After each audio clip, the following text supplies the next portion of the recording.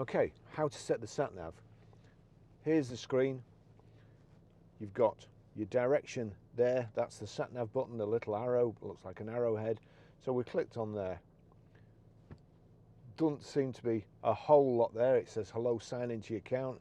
If I click that again, you then go to search places, your destinations, search an address, place, or a keyword. So we'll click on that, search. We want Grosvenor Garage, Blackburn Road, Higher Walton, PR 5 4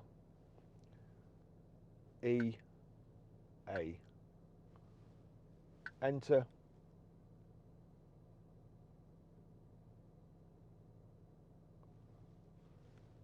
Were you looking for this? PR5 4EA. Well, yeah, I typed it in and I clicked enter. So yes. No internet connection. Navigation connected features unavailable. But anyway, don't show this again. I don't want to see that again. We'll click OK. That's it. 32.4 miles away. 1 hour, 1 minute. Click start. That's the sat nav.